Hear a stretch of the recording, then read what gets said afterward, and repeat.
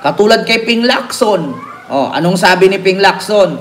Ito yung pinaglalaban ni Jesse Escudero. Bakit daw puro senador na lang daw ang tinitira? Bakit daw hindi tinitira itong mga kongresista na puno naman daw ng kababalaghan? Ito parinig ko sa inyo Tignan ninyo ngayon, magugulat kayo sa malalaman ninyo. May ads lang.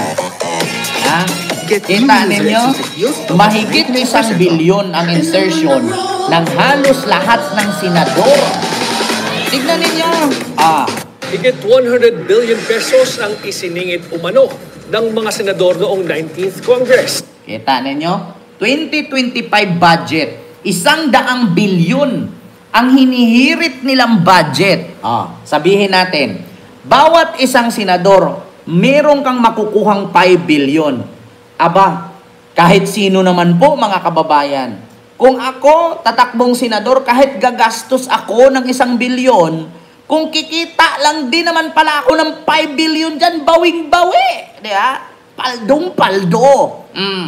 Kaya nga pala mga kababayan, ang lakas ng loob na gumastos ng bilyones, itong mga putang inang senador na to. Diba? Hindi ko nila lahat. Wala akong sinabing pangalan Kaya naman pala, gumastos ka ng 300 million, 400 million, 1 billion, 800 million. Kulang-kulang 1 billion ang ginastos nila. Kasi kapag nanalo pala sila, meron silang tag 5 billion bawat isa. Kita ninyo yan?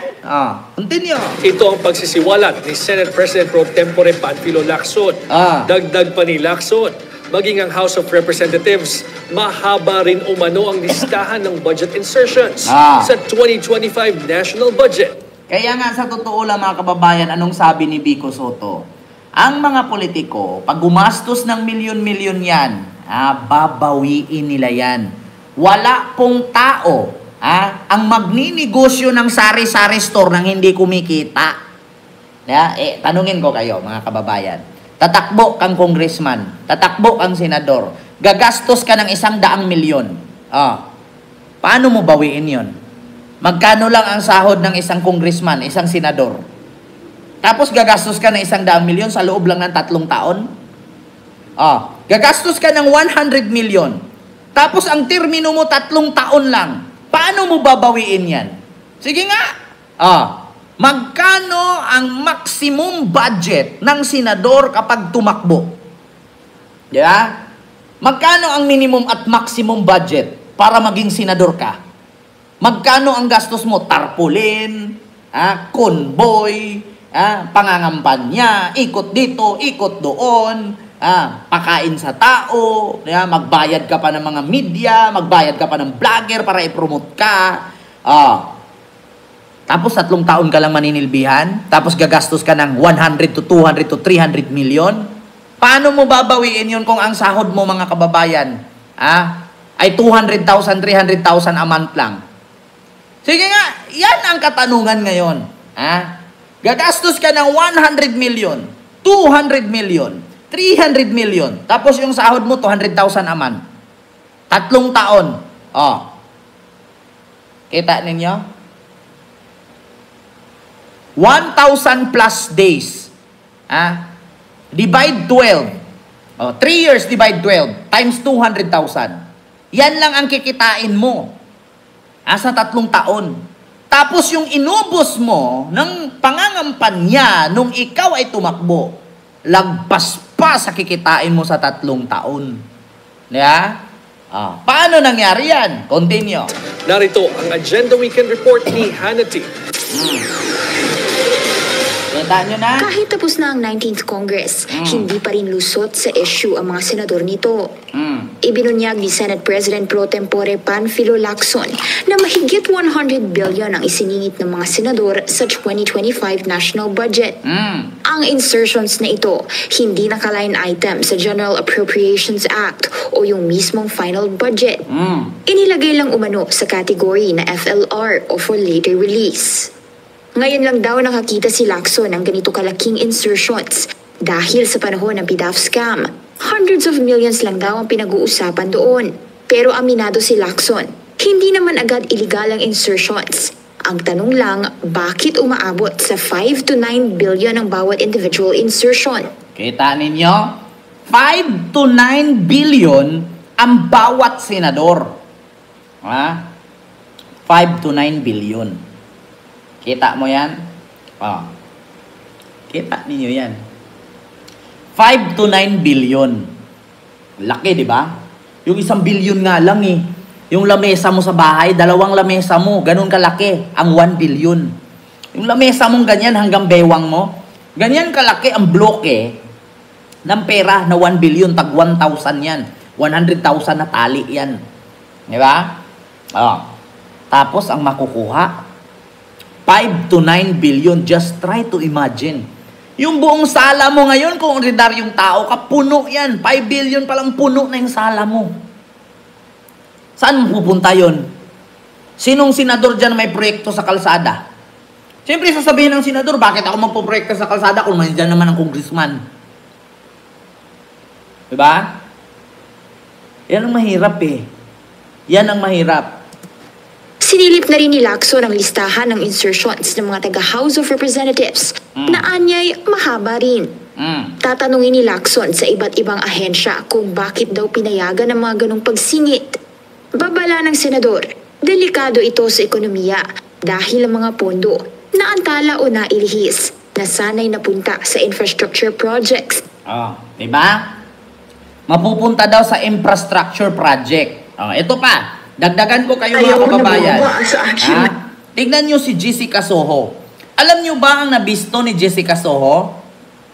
Alam nyo yung pagpupunta kayo ng Maynila? City of Maynila. Nakikita nyo yung mula Santa Mesa?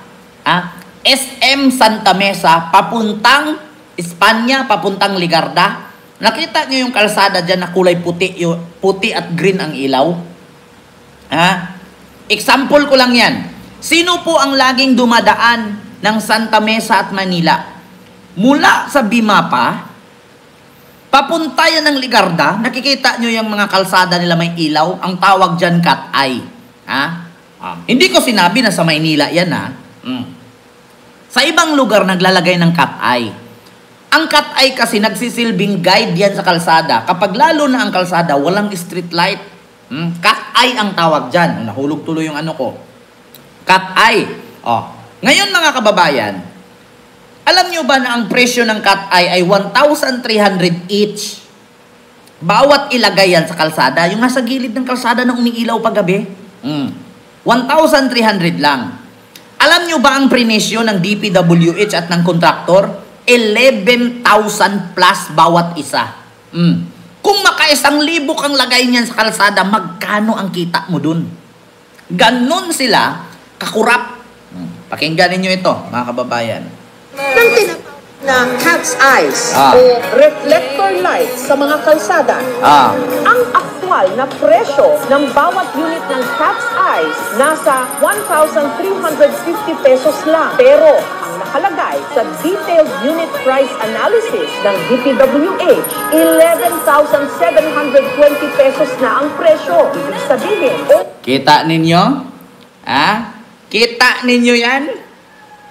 1,350 pesos ang isa. Pero sa DPWH nakalagay 11,720. So, sobra ng 10,000 ang bawat isang unit. Paano kung makakuha ka ng 1,000 unit niyan? Or sa 135,000 na unit na ilalagay sa kalsada, bilyon po ang kanilang nakukurakot. Kita ninyo? Basta, sa totoo lang, mga kababayan, sa DPWH ang daming kababalaghan. Kung ang Biringan hindi mo makikita, sa DPWH, mas matindi pa sa Uganda, mas matindi pa sa Waganda, at sa Biringan. Yung kanilang powers dyan, yung magic nila dyan. Biruin ninyo, 1,300 ang bawat isa niyan na dinidikit sa kalsada, i-guide mo sa madilim na kalsada at umiilaw. Tapos, ang inilagay na presyo sa DPWH, 11,700 ang isa. Putang ina, 10,300 tubo ninyo, o 10,400 do. Kita ninyo? Ganyan sila kakurap. Cut-eye pa lang yan. Paano pa yung flood control? Paano pa yung mga pabahay? Paano yung mga buildings ng hospitals? Paano yung mga espalto? Paano yung mga barrier sa gilid? Di ba? Sampalok, Lacson, Kamikit, yun, may ilaw, yun sa daan, sinabi mo. Hindi lang Sampalok yan. Kahit magmula ka ng Bimapa, mula Kalintong, papunta yan ng Santa Mesa, papuntang Ligarda. Maraming ganyan. Only in Manila lang yan ganyan, kaya ang linis ng Maynila. Ang problema lang hindi ko sinabing sa Maynila yan. Sa Baguio po. Sa Baguio yan. Sinabi ni Magalong. 1,350 lang ang isa niyan. Pero ang presyo ng DPWH ay 11,000. Kita ninyo? Sabi ni Robilin Agnas, naku Kent, ikaw na lang kaya magsenador. Ay kung ako magsenador, ma'am, sa totoo lang, nanakawan din kita. Oo, bakit magsenador pa ako? Magnanakaw ka lang din naman. Di ba? Huwag ka nang ma'am, Diyos ko, ma'am. Alam mo, sa totoo, ma'am Robilin, napapansin ko sa'yo, kanina ka pa comment na against sa aking mga sinasabi. DDS ka ba noon? Ma'am, i-develop, sabi nga ni Kitty, yung utak ni Pokirat, hindi pa evolve. Kulang pa sa improve yung utak ni Pokirat. 50-30 pa. Ma'am, buuhin mo yung utak mo, ma'am. Nahahalata ko, ma'am, kanina ka pa comment sa akin, parang DDS ka noon, ngayon ka lang nagigising. Ma'am Rubilin Agnas, alam kong DDS ka, napapansin ko kanina pa yan. Lahat na lang ng sinasabi ko, mag-ingat ka, baka may mag-ano sa buhay mo. Putang ina naman yan, ma'am. Diyos ko. Kung death threat lang ang tatanungin mo, ma'am, tignan mo yung page ko, ma'am, kung ilang mga DDS nag-message dyan. Putang ina, 1,000 na nag-message sa akin, puro death threat. Makauwi na daw yung tatay nila. Putang inang yan. Simple lang mag-comment. Akala siguro niya, hindi ko makikita yung comment niya dyan. Mga kababayan, nakikita ko. Diyos ko. Naku, Ma'am Robilin, i-develop mo muna yan. Sabi nga ni Catering, ipakinig ko sa inyo yung mga DDS ganito yan. Utak ni Pokirat. Ito, Catering. Patawanin mo muna kayo. Catering to Pokirat. Tingnan nyo So ayan guys, natapos ko lang manood. Sa video ni Quindura about kay Pokirat. At may narinig ako dun sa part ko about sa kondo kasi nga si Pokirat, hindi siya nakikisamang kumain sa amin, kumakain siya sa labas. Which is, totoo naman, first time lista nyo, which is, totoo naman mga mare, pero si Pokirat talaga, nung nakasama ko sa kondo, kumakain siya ng mga organic na may century, yung parang kangkong na may talbos ng kamote, yung may plastic na green, anong tawag doon? Yung chingsangso, yuri, parang ex ni si Sabol, Nore. Tapos yung mga dahon, yung ugasan, nandun, nagkakalat lang. Tapos kami ni Maring Camille naglilinis. Pero naiintindihan naman namin si Pokirat kasi nga, si Pokirat, pa siya, may 30 to 15. Hindi pa pulipid yung brain tumor niya kasi bata pa siya. Si Pokirat, meron siyang 30 to 15. Ganyan na mga DDS. Hindi pa pulipid yung brain tumor. May 30 to 15 kasi bata pa. Madaling salita, wala pa, kulang pa sa pag-iisip. Merong 30 to 15. Hindi pa pulipid yung brain tumor ng mga DDS. Soon, mag-grow din ang kumari natin. Mag-grow lang, pero hindi mag-grow.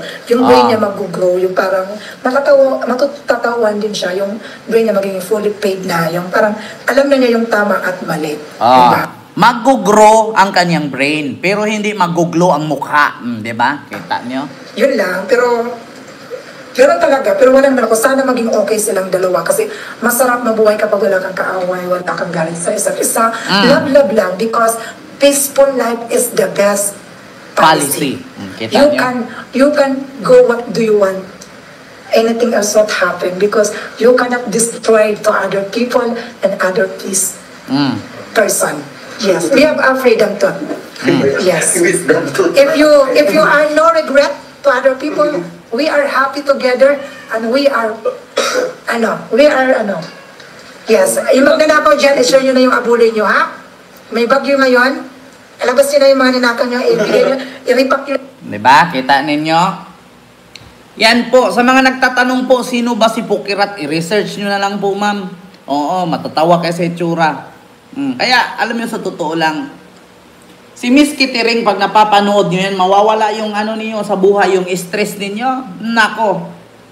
Oo, meron palang Pukirat. Oo, meron. Ito yung itsura ni Pukirat, oh. Hindi nyo ba alam ang trending yan ngayon dahil sa kaburaraan ni Pukirat? Isa po yung content creator, isa siyang influencer na tinulungan ng mga kapwa niya vlogger pero burara. Ito po si Pukirat. Kita nyo na, napunta pa dito si Pukirat sa politics. Ayan po ang mukha ni Pukirat. Siya po si Pukirat. Siya si Pukirat. Hindi pa nadidevelop ang kanyang brain tumor. Meron siyang 35-15. Mag-grow ang brain niya, pero hindi mag-glow ang mukha. Yan ang sabi ni Kitty Ring. Di ba? Yan si Pukirat. Kita nyo na, mga kababayan. Ayan si Pukirat to. Kita natin. Yan si Pukirat. Pukirat. Ganon yung mata niya, oh, yung isang mata tabingi. Oo. In-interview na ni Tony Gonzaga yan. Klarong-klaro ha, mga kababayan. Grabe ang budget insertion talaga ng mga senador. Kita ninyo, mga kababayan, nga? Na pinagplanuhan at sinuri mula barangay hanggang regional level. Nakatakda sanang magpulong ang Senado at Kamara para talakayin ang budget reforms nitong Biyernes. Pero naurong ito dahil sa masamang panahon. Actually yan si Pukirat, mga kababayan, DDS po yan. DDS yan sila. Ang problema lang kasi nito ni Pukirat, mga kababayan, ay ganito.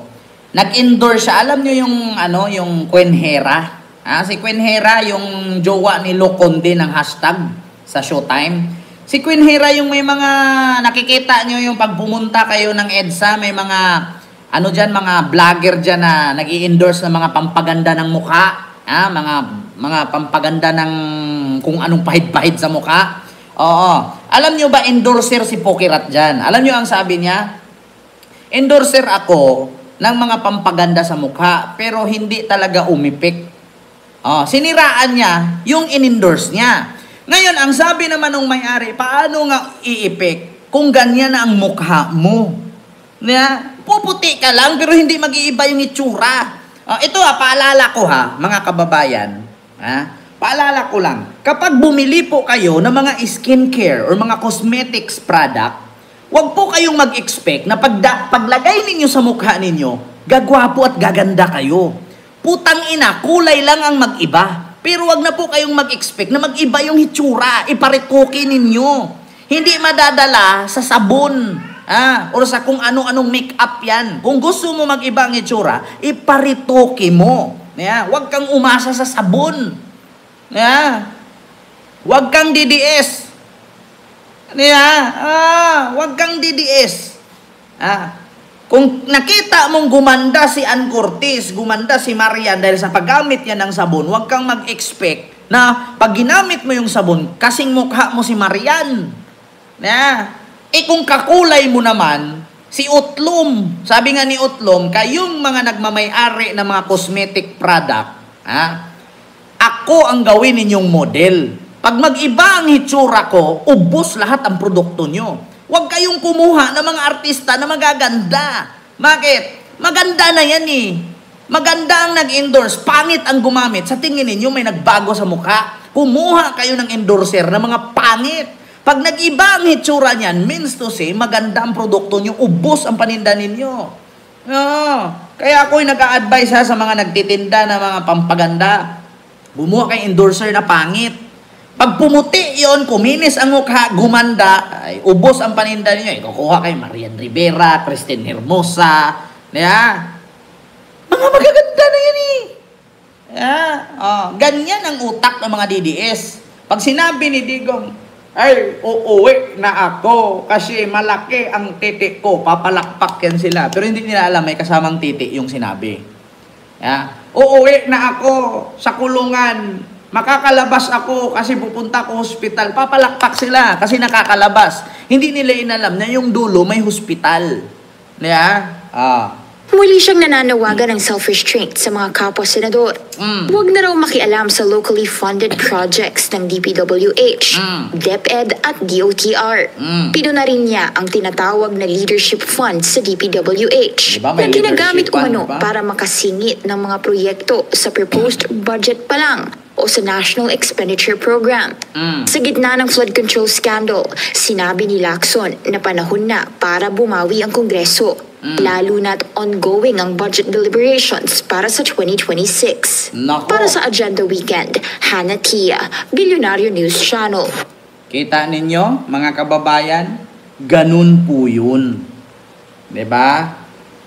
Biruin nyo, 100 billion budget insertion. Diyos mio, Marimar. Ay, nako, ambot sa langaw, pila edad sa ok-ok.